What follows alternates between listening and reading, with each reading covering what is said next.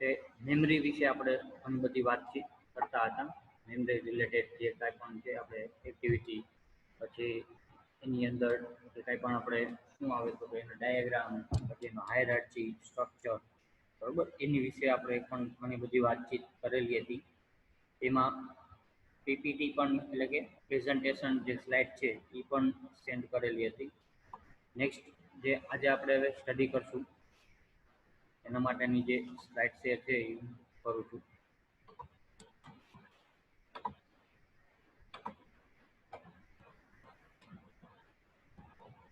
Next topic આપણે જોઈએ.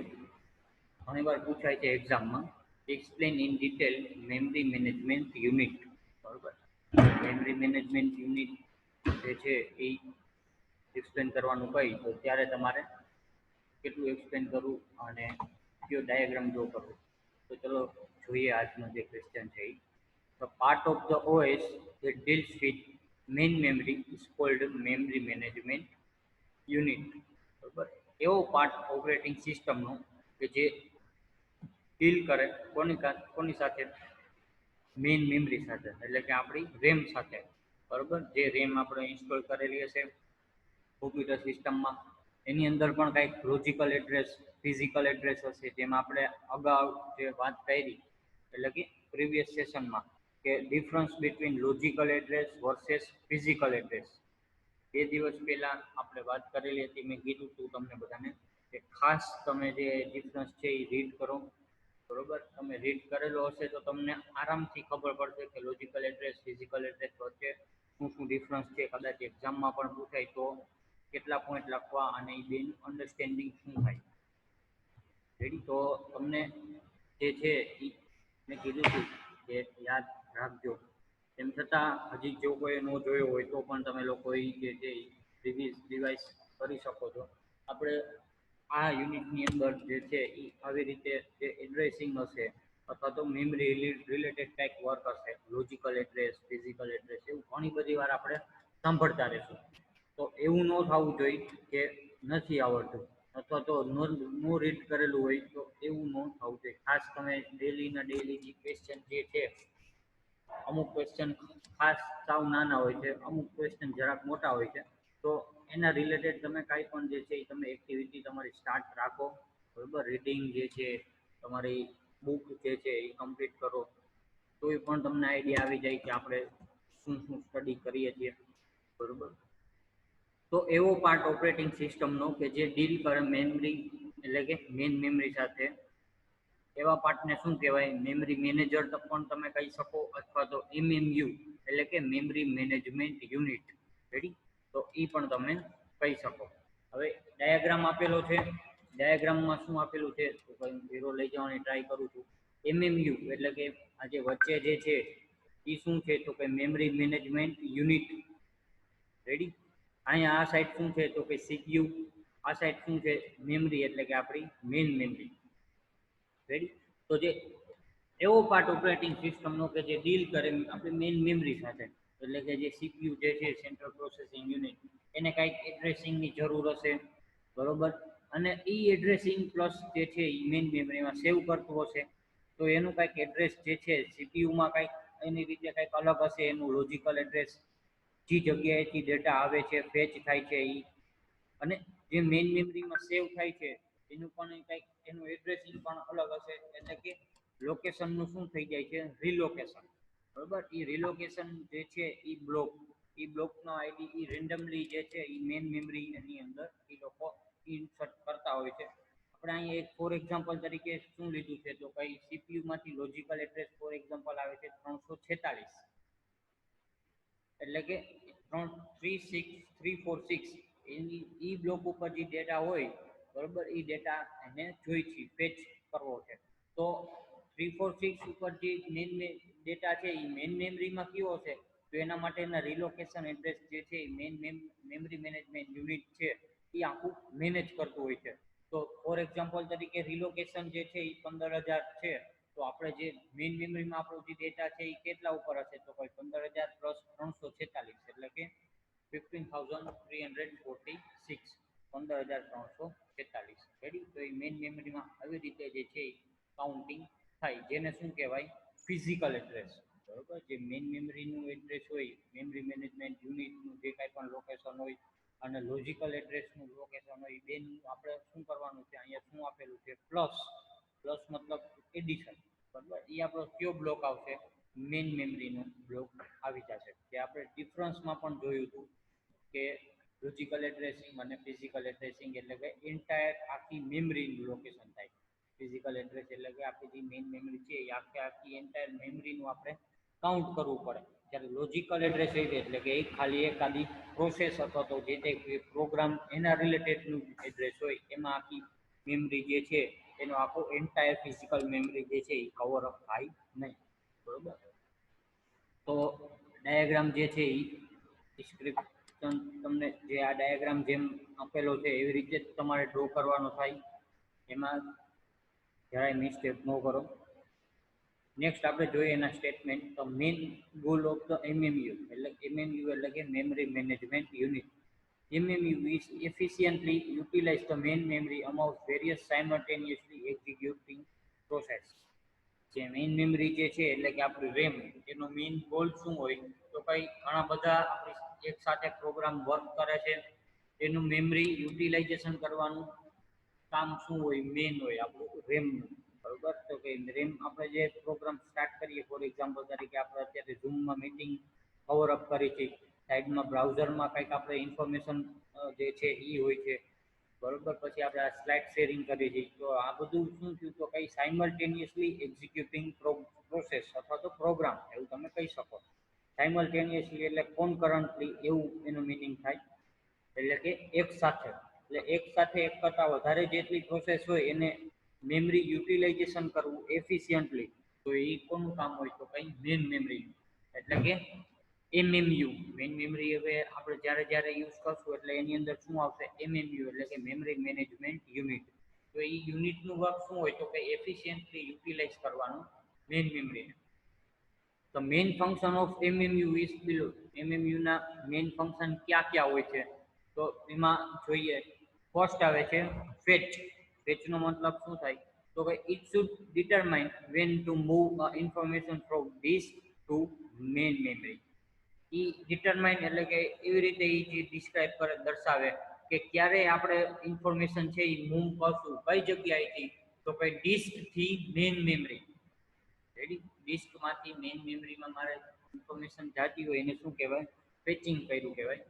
Placement કોને કહેવાય, it should determine where to put fetch information in main memory. પ્લેસમેન્ટનો મતલબ શું થાય, તો કે જે ફેચ થાય છે જે ડેટા, બરોબર, જે ડેટા રિટ્રાઈવ થાય છે એ કઈ જગ્યાએ મારે જે છે એ પુટ કરવો છે. It should determine where to put, કઈ જગ્યાએ મારે સેવ કરવો છે information, fetched information in memory એટલે કે મેઇન મેમરી. જે ડેટા આપણે ફેચ કરેલો છે, રિટ્રાઈવ કરેલો છે, એ ઇન્ફોર્મેશન મારે મેઇન મેમરીમાં કઈ જગ્યાએ સેવ કરવી છે, એટલે કે મેમરી મેનેજમેન્ટ યુનિટને સેવ કરવી છે, એ શું દર્શાવશે, પ્લેસમેન્ટ. તો આમાં આપણે કાંઈ જે છે એ ઇન્ટરનલી કાંઈ પ્રોગ્રામેટિકલ જે છે એ કાંઈ કરી શકતા નથી. કે આપણે ફોર એક્ઝામ્પલ એવું કરીએ કે રેમમાં આ એડ્રેસ છે એનું એડ્રેસ ચેન્જ કરીને આપણે આમ કરીએ, એ બધું એડ્રેસિંગ કેવું હોય, તો કે as a part of the operating system. અને એના કયા અલ્ગોરિધમનો યુઝ થાય છે આપણે અગાઉના ચેપ્ટરમાં જોયું એવી રીતે. FCFS છે, ફર્સ્ટ કમ ફર્સ્ટ સર્વ, રાઉન્ડ રોબિન છે, SJF છે. બરોબર, તો એ બધા ડિટરમાઇન કરે કયા અલ્ગોરિધમ ઉપરથી છે એ ડેટા રિટ્રાઈવ અને ફેચ થાય છે. Replacement third function. If memory is required but not available, it needs to determine which information is removed from the memory. રિપ્લેસમેન્ટનો મતલબ શું થાય, કે ભાઈ મારે મેઇન મેમરીની અંદર ડેટા સેવ કરવો છે, પણ અવેલેબલ સ્પેસ એટલે કે જગ્યા એની અંદર અવેલેબલ નથી, 2 GB ફૂલ છે. તો એ શું કરશે, it needs two determine which information is two remove from memory. કે ત્યારે આપણે ડિટરમાઇન કરવું પડશે કે મારે આ જગ્યાએ ડેટા જે છે એ રિમૂવ કરવો. અથવા તો આપણને ઘણી બધી વાર પૂછે છે, આપણો મોબાઈલ છે એ ફૂલ થઈ ગયો હોય છે ઘણી બધી વાર અને ફૂલ હેંગ થતો હોય, સેમ પીસીમાં પણ ઘણી બધી વાર થાય. તો શું કહી કે ભાઈ તમારી જે મેમરી છે એ ફૂલ થઈ ગઈ છે, જો તમારે મેસેજ રિટ્રાઈવ કરવા હોય અથવા તો સક્સેસફુલી જે આપણે એક્ઝિક્યુશન કરવા હોય આપણે સફિશિયન્ટ મોબાઈલનું, તો આપણે અમુક વસ્તુ ડિલીટ કરવી પડે છે. બરોબર, આપણે વસ્તુ ડિલીટ કરી દઈએ એટલે એની મેમરી જે છે એ ખાલી થઈ જાય, એટલે રિપ્લેસમેન્ટ થઈ ગયું કહેવાય. ઈ મેમરી ઉપર, ઈ બ્લોક ઉપર જે છે એ આપણો નવો ડેટા જે કાંઈ પણ છે એ આવી શકે. બરોબર, આપણે ઘણી બધી વાર સેન્ડરથી જે કાંઈ પણ ટ્રાન્સફર કરતા હોય મૂવી અથવા તો ફાઇલ્સ કે એવું, તો એમાં પણ ઘણી બધી વાર પૂછે કે ડેટા ઇનફ નથી, તો આપણે શું કરીશું, એકાદું મૂવી જો કાંઈ પણ હોય એ ડિલીટ કરી દઈએ, એટલે કે એટલી સ્પેસ છે એ ખાલી થઈ ગઈ, એટલું પ્લેસમેન્ટ ખાલી થઈ ગયા, એટલે એને ઈ પ્લેસમેન્ટ ઉપર, ઈ બ્લોક ઉપર બીજો કોઈ પણ ડેટા આવી શકે, એટલે કે એને શું કર્યું કહેવાય, રિપ્લેસમેન્ટ. બરોબર, તો એનું એક મેઇન ફંક્શન પણ કહી શકાય રિપ્લેસમેન્ટ. તો ઈ વસ્તુ પણ એક ખાસ ઇમ્પોર્ટન્ટ છે. નેક્સ્ટ ફંક્શન આવે છે શેરિંગ. તો શેરિંગ કોને કહેવાય, it needs to allow more than one process to share a piece of memory. બરોબર, એ શું કરે છે, શેરિંગ પ્રોવાઈડ કરે છે, વન ટાઈપ ઓફ, કે it needs to allow more than one process, એક કરતા વધારે પ્રોસેસને અલાઉ કરે છે, એને જરૂરિયાત એટલે કે પરમિશન આપે છે to share a piece of memory, કે જે એક મેમરીનો જે છે એ ભાગ એ શેર કરવા માટેની એને પરમિશન આપે છે. Address translation, it is responsible for translation of the logical address to physical address.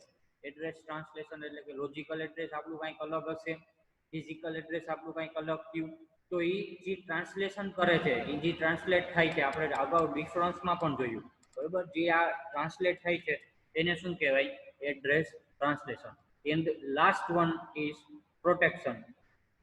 It must protect memory against an unauthorized request for access. One process should not have access to unauthorized information of another process. બરોબર, જે protection છે એટલે મતલબ આપણે one type of કહી શકીએ કે security. આપણે આપણા લેપટોપમાં પણ એન્ટીવાયરસ ઘણી બધી વાર રાખી છે, એના કરતાં આને જે સંદર્ભમાં વાત કરીએ તો શું કહેવા માંગે છે, તો it must protect memory against unauthorise request from access, કે બીજી કોઈ એક પ્રોસેસ છે P0 પ્રોસેસ અને P1 પ્રોસેસ, આ બંને પ્રોસેસ છે એ બંને પ્રોસેસ એક સાથે સાયમલ્ટેનિયસલી વર્ક કરે છે. બરોબર, તો હવે એ P0 પ્રોસેસ ને P1 નો ડેટા જે છે એ કાંઈ મતલબ નથી કે એની અંદર કયો ડેટા છે, એ રિક્વેસ્ટ કરશે તો પણ ના પાડી દેશે.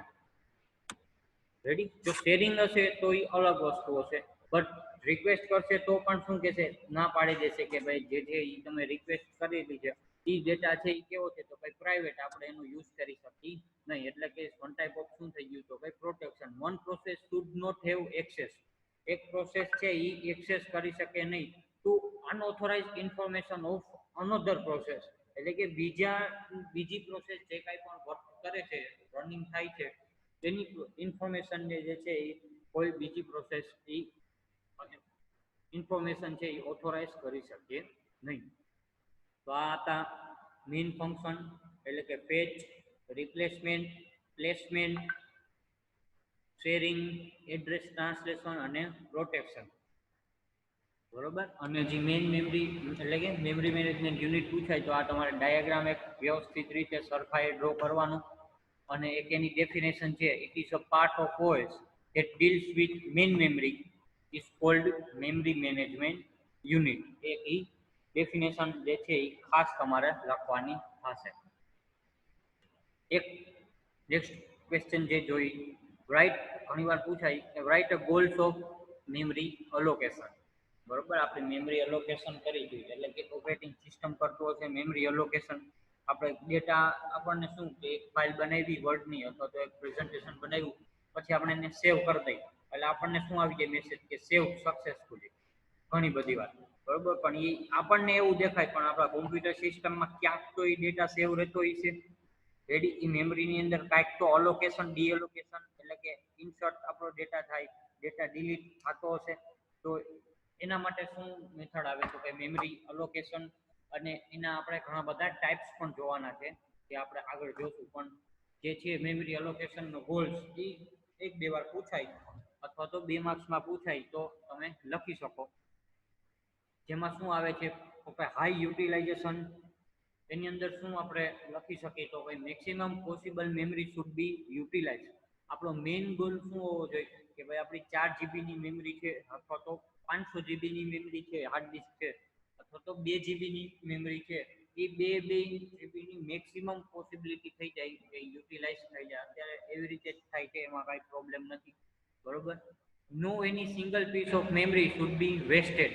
બીજો શું આપણો ગોલ હોવો જોઈએ કે no any single piece of મેમરીની અંદર પણ ઘણા બધા બ્લોક હોય, એટલે કે એ બ્લોકની અંદર પણ એક નાનામાં નાનો આપણે શું કહી શકાય કે મેમરીનું નાનામાં નાનું પીસ પણ જો વેસ્ટ ન જાય એવું આપણે જે છે એ મેમરી એલોકેશનનો ગોલ આપણે કહી શકીએ. એટલે એને શું થઈ જાય તો કે હાઈ યુટિલાઇઝેશન, હાઈ કોન્કરન્સી. એમાં આપણે શું કહી શકીએ તો કે maximum possible processes should be in main memory. વધુમાં વધુ આપણે પ્રોસેસ રન કરી શકીએ એક સાથે એવું મારે જે છે એ મેમરી એલોકેશન કરવું જોઈએ. મેમરી એલોકેશનના આગળ ટાઈપ પણ આવશે: single process, multi programming with dynamic અને ફિક્સ પાર્ટીશન, પેજિંગ અને સેગમેન્ટેશન. બરોબર, આ મોસ્ટ ટાઈમ છે. એના ઉપરથી આપણે એ તો આગળ જોશું જ આપણે, પણ એને પહેલા ખાલી મેમરી અલોકેશનનો ગોલમાં આપણે એવું લખી શકીએ. બરોબર, એનો બીજો પોઈન્ટ શું કહેવા માંગે છે? As there are more and more processes in memory, એટલે કે એક વધારેમાં વધારે જ્યારે પ્રોસેસ હશે મેઇન મેમરીમાં, CPU will remain busy most of the time in executing of one of the processes, so better throughput. જ્યારે વધારેમાં વધારે આપણે રેમની અંદર પ્રોસેસ હશે ત્યારે શું થશે તો કે સીપીયુ હંમેશા બિઝી રહેશે એ જે બધી પ્રોસેસ છે એને એક્ઝિક્યુટ કરવામાં. સો બેટર થ્રુપુટ એટલે કે આપણે એવું કહી શકીએ કે આઉટપુટ. રેડી, તો આપણને વધારેમાં વધારે આઉટપુટ મળશે. એવું પેલા ઓલું હતું કે ભાઈ બેચ ઓપરેટિંગ સિસ્ટમમાં એટ અ ટાઈમ એક પ્રોસેસ છે એ રન થાય, બીજી બધી એમનેમ રહે. બરોબર, આપણે અત્યારે અત્યારની જે એરા છે એમાં સાહેબ આવી રીતે જો એવું પ્રોગ્રામિંગ હોય તો આપણે શું કરી શકીએ? તો કાં તો પ્રેઝન્ટેશન કરી શકીએ, કાં તો ઝૂમમાં મીટિંગ ક્રિએટ કરી શકીએ, કાં તો ઓનલાઈન બીજું કાંઈ જે આપણે જે છે એ વર્કિંગ કરતા હોય એ કરી શકીએ. બરોબર, એક સાથે બધું વર્ક કરી જ ન શકીએ જો એવું ને એવું રહ્યું હોત તો. બરોબર, પણ એવું ઓવરકમ કરવા માટે જે કાંઈ પણ બધા ઇન્વેન્શન થયા અને નવી નવી ઓપરેટિંગ સિસ્ટમ જે છે એ આવી. પણ આપણે એવું એ બધું જે ફર્સ્ટ યુનિટની વાત હતી એનું આપણે 2 મિનિટ થોડુંક સાઈડમાં રાખી તો આપણે મેમરી એલોકેશનમાં આપણે પણ એવું મિનિંગ આપણે કાઢી શકીએ. રેડી, તો યુટિલાઇઝેશન આપણે મેઇન કરવા માટે, પછી વેસ્ટ ન જાય આપણો ડેટા મેમરીનો, એટલા માટે મેક્સિમમ આપણી મેમરી છે યુટિલાઇઝ થાય એવો પણ મારો ગોલ હોવો જોઈએ. બરોબર, પછી બીજું શું આપણે કહી શકીએ કે વધારેમાં વધારે maximum possible processes should be in main memory. એવું પણ હું કહી શકું કે મેઇન મેમરીની અંદર જે છે એ મારે વધારેમાં વધારે પ્રોસેસ રહી, વધારેમાં વધારે પ્રોસેસ મેઇન મેમરી એટલે કે રેમમાં રહેશે, એટલે કે બધી પ્રોસેસ રન થશે અને એક સાથે મને એનું આઉટપુટ આપશે, એટલે કે બેટર થ્રુપુટ હું કહી શકું. રેડી, તો આટલા તમારે જે છે એ મેમરી મેનેજમેન્ટ એટલે કે મેમરી એલોકેશનના ગોલ એટલે તમે લખી શકો. નેક્સ્ટ ખાલી એક ડાયાગ્રામ જોઈ લઈ, પછી જે છે એ આખા 5 જે આમાં ટાઈપ આપેલા છે એ 5માંથી કોઈ પણ 2-3 ટાઈપ તો એક્ઝામમાં પૂછાય જ છે. શું છે તો કે ગીવ ટાઈપ્સ અથવા તો ways of memory allocation. Memory allocation આપણા ગોલ જોયા, તેના અમુક ટાઈપ પડે છે. તો મેમરી એલોકેશનના ટાઈપમાં શું આવે તો આ ડાયાગ્રામ જ છે મેમરી એલોકેશન. એરો લઈ જવાની ટ્રાય કરું છું.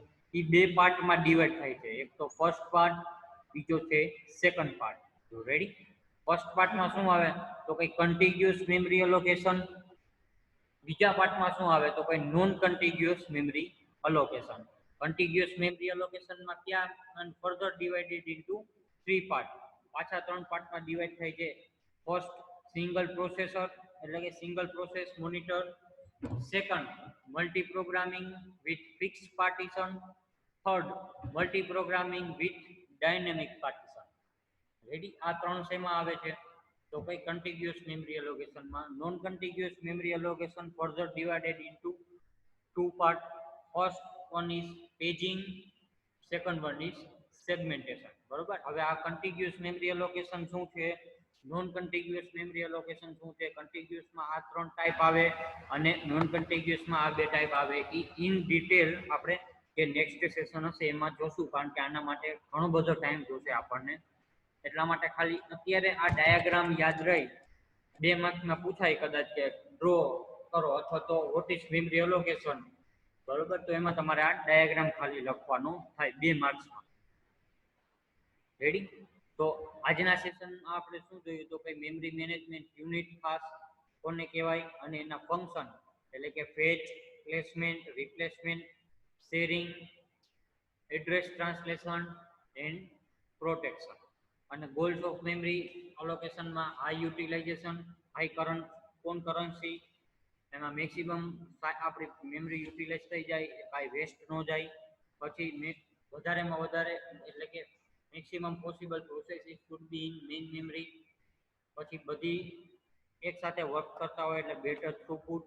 અને એક આ ડાયાગ્રામ મેમરી અલોકેશનની અંદર બે type: contiguous memory allocation, non-contiguous memory allocation. Contiguous memory allocation further divided into three parts: single processor monitor, multi-programming with fixed partition, multi-programming with dynamic partition. Non-contiguous memory further divided into two parts: first one is paging and second one is segmentation. એક paging અને segmentation ની બંને type કોના આવે તો ભાઈ non contiguous memory allocation ના આવે. નોન કન્ટિગ્યુઅસ ના બે ટાઈપ પડશે. તો આજનું સેશન જે છે એ આપણે અહીંયા કમ્પ્લીટ કરી છે. તો કોઈને ડાઉટ હોય આજના સેશનમાં તો એ ક્વેશ્ચન કરી શકે છે. અધરવાઇઝ નો અથવા ક્લિયર ટાઈપ કરો એટલે મને આઈડિયા આવે. ક્લિયર સર, ઓકે, નો, નો, નો, નો, નો, નો.